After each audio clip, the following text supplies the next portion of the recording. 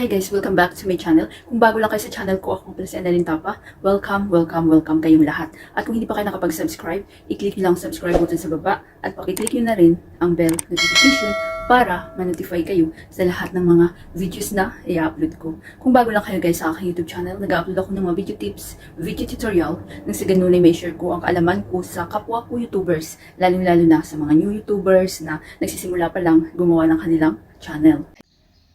Hi guys, sa video na ito, i-share ko sa inyo kung paano ba gumawa ng YouTube thumbnail at kung ano yung apps na magandang gamitin sa paggawa ng thumbnail. So, ang gamit ko sa paggawa ng thumbnail guys is CapCut at saka Canva. So, pwede rin tayo makagawa sa InShot, pero i-share ko muna sa inyo kung paano gumawa ng YouTube thumbnail sa Canva. So, ang Canva guys is napakaganda, free lang siya. So, yan ang itsura niya. Pwede siya sa Android, pwede siya sa iPhone. Ang gamit ko always is Android. So, kapag hindi nyo pa na-install, i-install nyo na guys at i-open na natin. So, kapag bago lang kayo sa Canva, so mag-sign in lang kayo. Sign up gamit ang inyong Facebook or Gmail account. So, ang gamit ko is Gmail account. So, tapusin yung video na ito guys. I-share ko rin sa inyo kung paano ilagay sa inyong mga videos. So, dito na tayo sa loob ng Canva. So, dito sa search, i-search natin ang kung ano yung gusto nyong topic. So, YouTube thumbnail tayo. YouTube thumbnail. So, kagandahan dito sa Canva guys, napakarami niyang magagandang template na free na pwede niyong gamitin sa inyong mga videos, thumbnail. So, depende sa inyo kung ano yung content nyo. Travel vlog, tips and tricks, how to increase your sales in a month. So, yan. So, mag-scroll lang kayo guys. Huwag nyo lang tong piliin tong may crown. Kasi ano yan, may bayad. Pero don't worry, napakaraming free dito guys. The truth they never told you.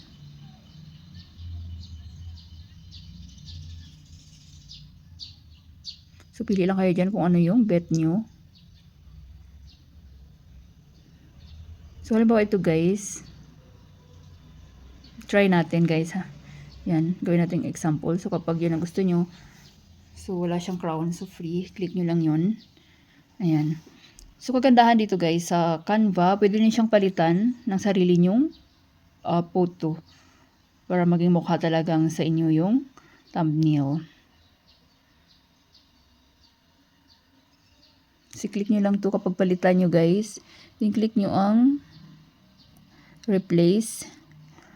So, halimbawa naman ito guys. So, maghanap lang ako dito ng photo na halimbawa ko sa inyo. So, halimbawa ito. So, ayan. Napalitan na siya guys. Diba? So, ayan. So, sweet with Neil Tran. 15 minutes fully thumbnail workout for beginners. So, pwede nyo rin itong palitan yung mga words dito, yung text, pwede nyo yung palitan. So, pwede nyo rin tanggalin na lang to guys. Ayan. Delete natin. Yan. Para yan na lang 15 minutes full body dumbbell workout for beginners. So, ayan. So, kayo na bahala mag-explore. So, pwede nyo yung palitan to kung gusto yung palitan ng 20 minutes, 30 minutes. So, papakita ko sa inyo. So, i-click nyo lang yan. Halimbawa, 30 minutes. Click nyo ito sa baba, edit. Then, i-X nyo lang. So, palitan natin ng 30 minutes. Para ipakita ko sa inyo na pwede siyang mapalitan. So, ayan. Napalitan na siya guys. 30 minutes full body dumbbell workout for beginners. Ayan. Halimbawa, about sa fitness ang inyong mga content. So, depende sa content nyo guys. Sa akin is tutorial. So, kapag gusto nyo na siyang i-save, so, click nyo lang to guys. Itong arrow pababa. And save as image. So, ayan. Nagpo-process na siya. So, ayan. Preparing your design. So, kayo na bahala guys na mag-explore kung ano ba, kung tungkol saan ba yung inyong content. So, i-check natin sa ating gallery kung na-save na siya. So, yan na siya guys. Kagandahan sa Canva, ang bilis niya ring ma-save. So, ayan. Then, kapag gusto na nating ilagay sa ating video, so dapat naka-install sa inyo guys itong YT Studio. So, napakahalaga guys na naka-install ito. Lalo na kapag ano na kayo, mga content creator. Kasi si YouTube din lang may-ari nito para mapapadali sa atin mga content creator. Kasi nandito na lahat guys. Nandito na kung paano maglagay ng thumbnail, paano mag-upload ng videos. So, may mga tutorial ako nito kung paano gamitin ang YT Studio. So, pag-click nyo, so makikita nyo dito ang inyong mga analytics, content, community. Pwede kayo dito mag-reply ng mga comments galing sa inyong mga viewers. Kapag monetize na kayo, dito nyo makikita yung inyong earnings. So, punta tayo dito sa content guys. So, maghanap ako dito ng video na ihalimbawa ko sa inyo na wala pang thumbnail. Para malaman nyo kung paano maglagay ng thumbnail. So, ayan, ito. So, lahat, kung napapansin nyo lahat, may mga thumbnail na.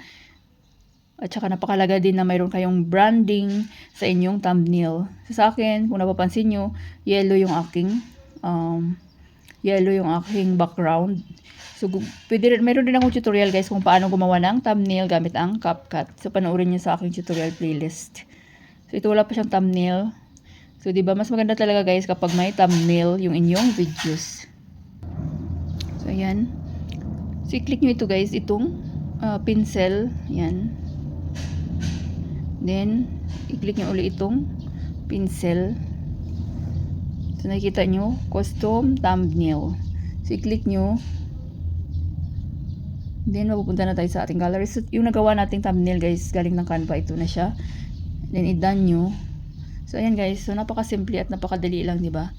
So, i-done nyo lang siya guys. So, sa akin, hindi ko na muna siya i-save guys dahil itong aking tutorial is, itong aking video is, hindi siya about sa fitness or exercise. So, about siya sa tutorial. So, kapag i-done nyo lang siya. So, ipapakita ko rin sa inyo paano gumawa sa Canva gamit ang tutorial guys. So, open ulit natin ang Canva para mayroon kayong ideas. So, napakarami dito guys. Tingnan nyo guys. So, daily vlog. Kapag about sa daily vlog or mga travel vlog yung inyong mga videos. So, pwede kayo gumawa dito. Pwede kayong kumuha dito ng mga thumbnail. So, kapag madali tayo, pwede kayong mag-search dito guys ng YouTube thumbnail for tutorial video.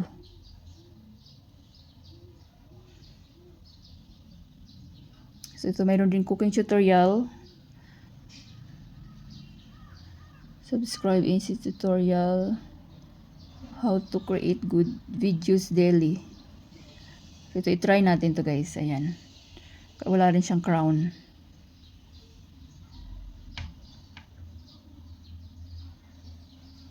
So, wait lang natin. Nandito na tayo. So, click natin para sarili nating picture. Click nyo lang yan. Then, replace. So, mapupunta tayo sa ating gallery. So, maghanap lang ako dito ng aking photo, guys. So, ito. So, ayan, diba? Sarili ko ng photo. So, ito, tanggalan ko lang to. Lagyan natin ang pangalan natin. Click nyo lang yan, edit. Annalyn. Pwede nyo siya lagyan ng inyong pangalan or YouTube channel name nyo. Annalyn Tapa. How to create good videos. So, halimbawa sa atin is how to create good thumbnail. How to create good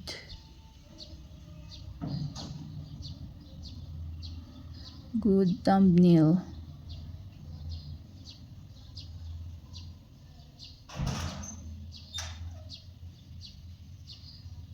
Ayan, di ba guys?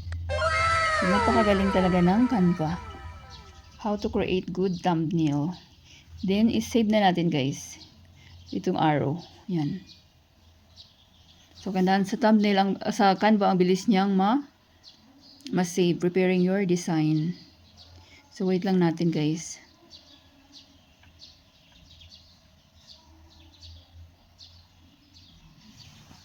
Check natin kung na-save siya. So, ayan na siya, guys, oh. Diba? So, may pangalan natin, Annalyn Tapa, YouTube channel name natin, kung ano ba yung ating content. So, about tutorial, sa akin is tutorial.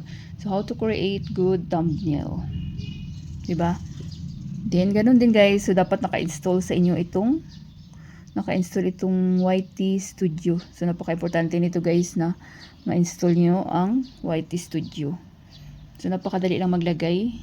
So, click nyo lang yung video na gusto nyo. Then, custom thumbnail. Then, ito na, mapupunta tayo dito sa ating gallery. So, ayan na, guys. So, i-done nyo lang.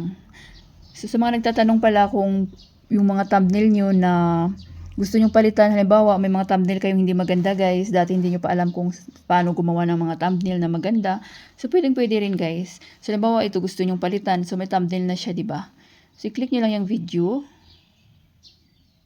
Then, i-click nyo lang to, guys. Edit. Yung parang pencil. Then, ito ulit yung parang pencil. Then, change. Ayan.